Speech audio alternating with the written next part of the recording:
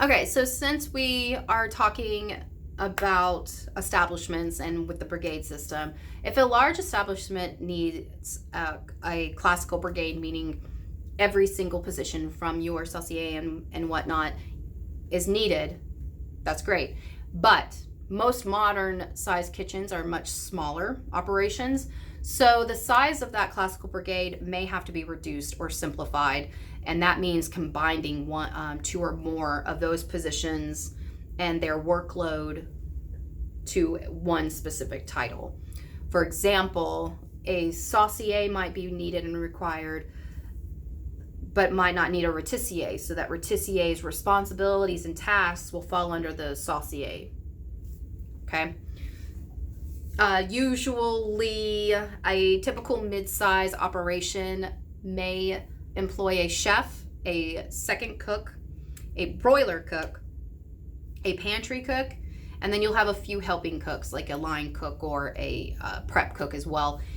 That's kind of what they would normally have on hand. A working chef is actually in charge of an operation that is not large enough to have an executive chef. So in retrospect, any privately owned restaurant that has opened up that is not large enough to have an executive chef plus a sous chef and whatnot would just have a working chef or a chef in it. Cooks who prepare or finish hot a la carte items during service or have a responsibility in a restaurant that are in charge of like side dishes that are be placed or added on to finish a plating, those are considered line cooks. They have a responsibility that they have to do for each plated entree, but they only have that one item per entree that they are in charge of instead of an entire entree plate by themselves. Short order cooks are responsible for preparing foods that are quickly prepared to order. Those would be kind of more your burgers, fries, that kind of thing would fall into that umbrella. Quick appetizers, things like that. Breakfast cooks have to be skilled at quickly and efficiently turning out egg dishes as well as other breakfast items to order. And a breakfast cook is not anything to turn your nose up at. That is a very, very high demand position, and it is a very challenging position. So I always recommend that everyone have a little bit of experience at least once in their culinary career doing a breakfast shift, because it is worth knowing what to do and how to handle, because if you can turn out good food and you can turn it out fast and efficiently, that's the place to practice for sure. So now let's talk about skill levels. Skills are usually grouped into like three categories in this instance. You have your supervisory, your skilled technical is one, and then entry level. So for those of you students under me, I always get the question, so which one would I be considered?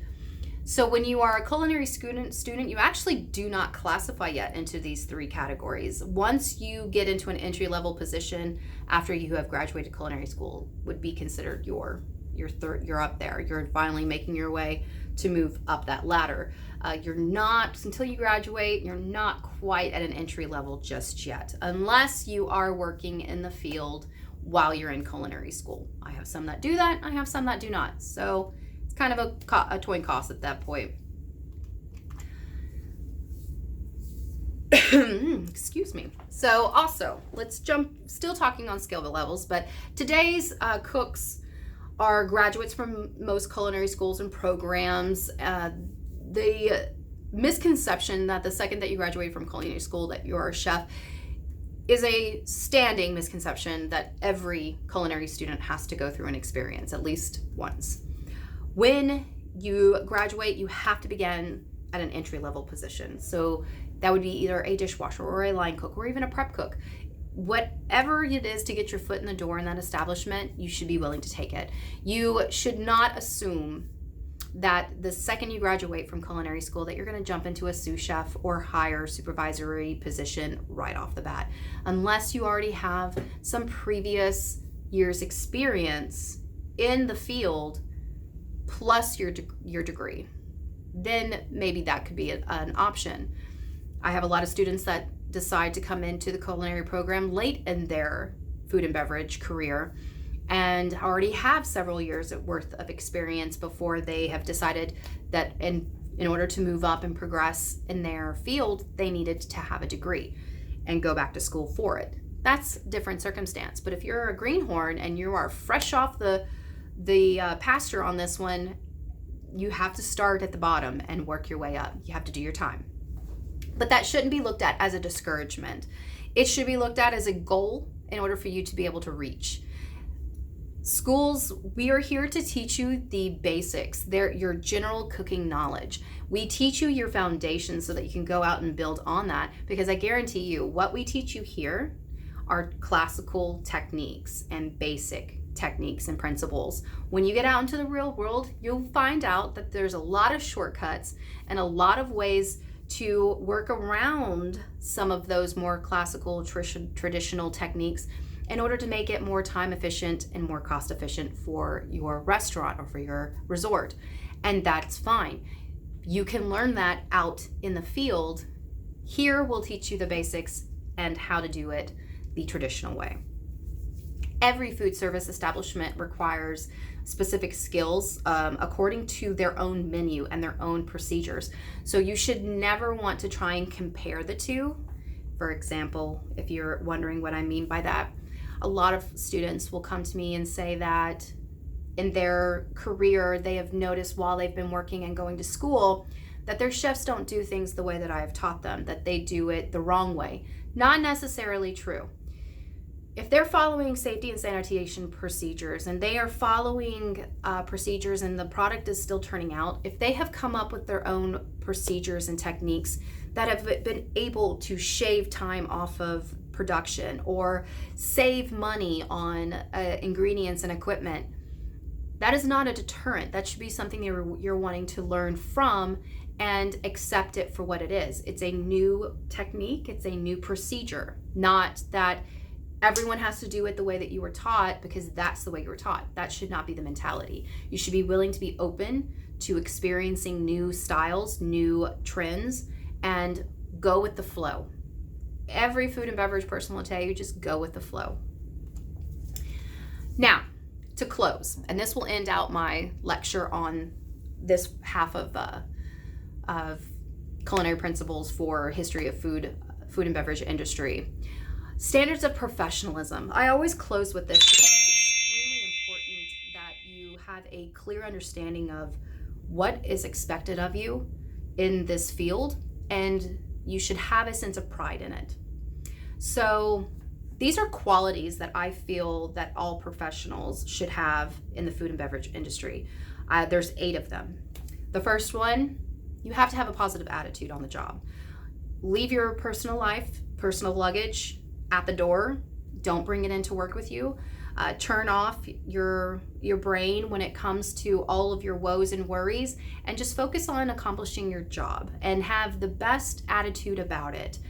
Don't bring everyone else down with you. You should always want to bring everyone else up. And believe it or not, if you do that, I call it fake it till you make it. Before too long, you're just going to find out like halfway through you're forgetting why you were upset in the first place or why you were in a bad mood to begin with, because you started to believe that you were in a good mood because you faked it until you actually started to believe it. Number 2, staying power. Very important. This requires physical and mental stamina. You cannot have an anxiety attack on the line in the middle of a busy rush because it's too much pressure for you. You have to find a way to deal with the pressure. You have to be able to stand on your feet for extremely long hour shifts and move around fast and be able to not cry if you get burned and man up when it comes to getting things accomplished and not complaining when it's time for the kitchen to shut down and 2 tables walk in and they dine and seat them. These are not things to complain about. These are things to celebrate. It's a challenge. How fast can you bang out this dish and make it the best dish ever for these last couple of tables? Or how quickly can you still clean up and wreck out while you're still preparing this, this food? Or it should never be looked at as a deterrent, ever. Number 3, the ability to work with people.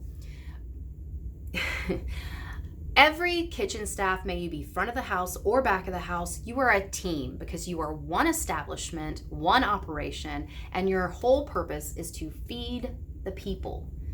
So by feeding the people, everyone should be on the same page. Everyone should have the same outlook, the same mentality as you. So if that is what it takes, that means you have to work well with others. No fighting, no, look who's here. Don't have that kind of mentality when it comes to working with your teammates.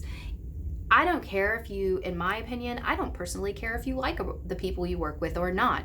When you work with them, you should still be able to work with them. Like them on your own time. Dislike them on your own time. When it's time to work, it's time to work. So have a cordial relationship, whether you like them or not.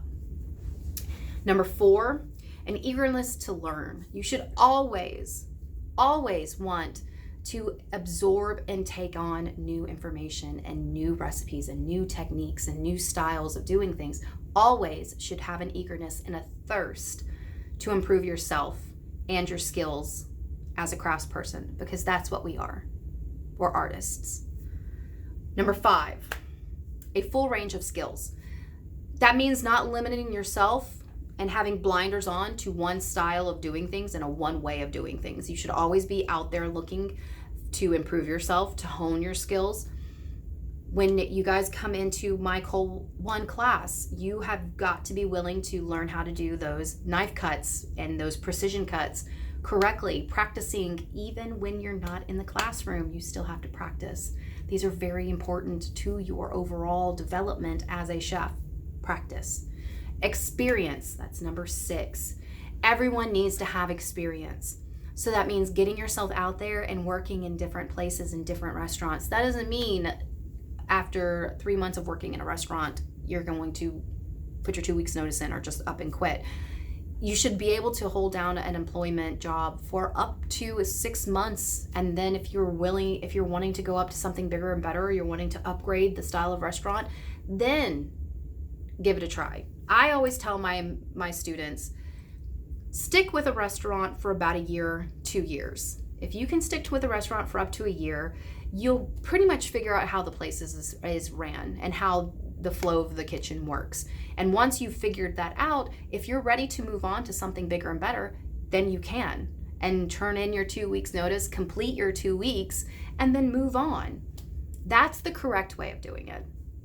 And then number 7, dedicate yourself to quality and not quantity. Yes, it's all fine and dandy, and yes, it's wonderful when you can pound out, 60 steaks in an hour and a half. Amazing, that's great. But did any of them get turned away? Did any of them get sent back because they weren't at the right temperature or at the right grade? You have to be able to focus on the quality. Doesn't necessarily mean that speed has to suffer. You just need to be aware and and finesse your line of sight when it comes to dealing with quality. Quality should be important. Freshest ingredients, freshest product, newest procedures, clean and sanitary procedures on our part as human beings. All of these things need to be considered. That goes into quality. And then the last but not least, understanding your basics. If you don't have a clear understanding of your foundation or how things are supposed to be done to the core of them, as simple as how to chop on a cutting board or how to set up a sani bucket, those are basics. If you do not have those locked down, you're not going to be able to progress as quickly as you're wanting to. So you have to have a firm understanding of where you're starting from in order to keep moving up and out. That is going to pretty much close me out for the day on the history of the food industry. If you guys have any questions for me, you can shoot me some comments down below, or you can hit me up on my email and ask me anything under the sun. I will answer it. Those of you in my culinary principles, we are jumping into sanitation and safety. That is broken up into 2 parts. Be looking for those videos coming up here soon, and I will talk with you guys next time. Thank you.